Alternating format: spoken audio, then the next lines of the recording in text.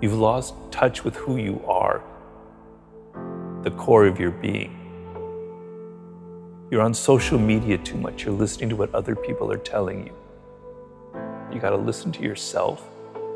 You gotta cut all that shit out. You have to look at the things that you love and the things that you hate. So what you don't like is very instructive to you, right? You're looking at things that are very powerful inside of you, that are emotional. They're not intellectual. They're feelings, they're emotions. They're visceral things that you connect to. I've always followed the laws of power, which is change things up, enter action with boldness, don't be afraid to do things differently, adapt your strategy to the circumstance. It's never too late. The earlier you figure it out, the better off you are, but it can happen later in life. Now, I figured out at an early age that I wanted to write. I didn't know what I wanted to write, but I loved words and I loved writing. And if I didn't have that connection when I was 8 years old, all the way into high school and college, I would have been a lost soul. And I empathize with a lot of people who don't have that feeling when they're 8 or 18 or in their 20s. But I've tried to tell people everybody has it. You're just not listening to yourself. You've lost touch with who you are. There are 5 forms of intelligence. We normally associate intelligence with intellectuals, with Noam Chomsky, with Albert Einstein. No, intelligence comes in all forms.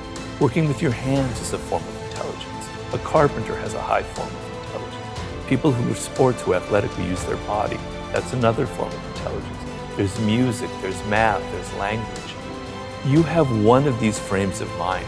By the way your brain is wired, you are inclined towards one of them. Figure that out. You gotta be a bit bold. You have to embrace what makes you different. It takes time. To do anything in life takes time and hours and patience and work. So I like to tell people to go back to their earliest childhood memories of things that really excited them before they got mixed up with parents, teachers, and all that, other people telling them stuff, you know? You gotta cut all that shit out.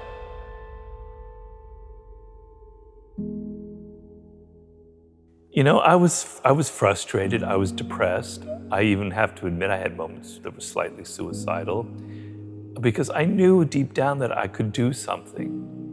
I was different from other people. I had different experiences, you know, and I knew that there was something I needed to express. There was a purpose to how my life had unfolded, but I couldn't find it. I had tried everything. I had tried every form of writing, every possible endeavor you can imagine. It just didn't click. So I was very deeply frustrated. And the frustration, I tell people, is a good thing. Negative emotions are trying to teach you something. They're trying to teach you the opposite. Something else is going on. Frustration, what would be worse than frustration would be despair, giving up. No hope, but frustration is a sign that you haven't given up. You know you can do something, but you haven't figured it out. So when you have those kind of feelings, look at them and there's something positive in that. So I knew that there was something I was meant to do. I just couldn't figure it out when.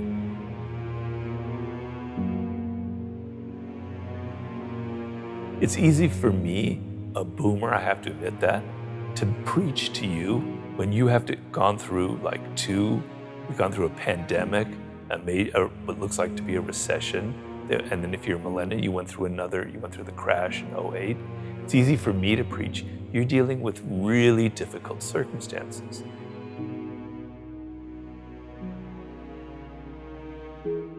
So a lot of people are rethinking their lives. They don't want to work at crap jobs just to get by. And I applaud that 100%, right? That's great. So you want to think about working for yourself is the ultimate position in this world.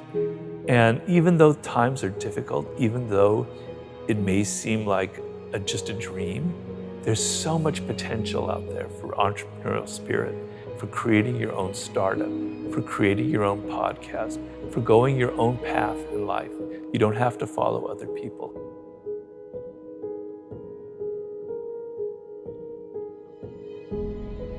It's not like it was when I was growing up. There were things that were better back then, but there are things that were a lot worse, right? You have so many more options. It's just that you're not going to reach them. You're not going to be happy in this short time that you have to be alive unless you take it seriously and still have some fun and adventure and excitement. You got to listen to yourself. You have to embrace what makes you different. Just don't listen to your parents go, I got to be making $100,000 when I'm 23 and go to law school and do all this stuff. You're going to burn out.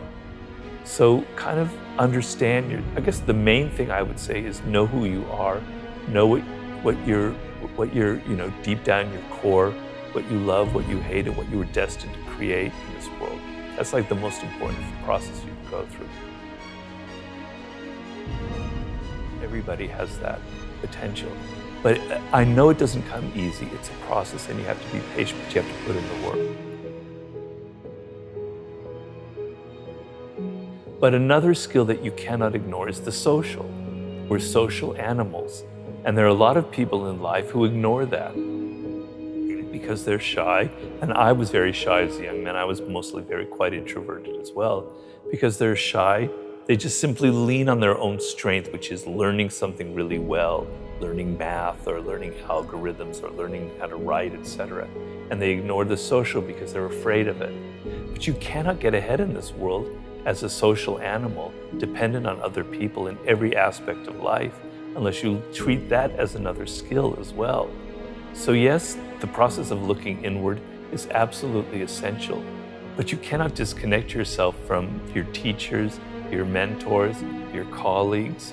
You could have all the skill in the world and know your life's task brilliantly, but if you continually alienate people by your boorish behavior, by your insensitivity, all of the skill level in the world will be completely neutralized by your own mistakes.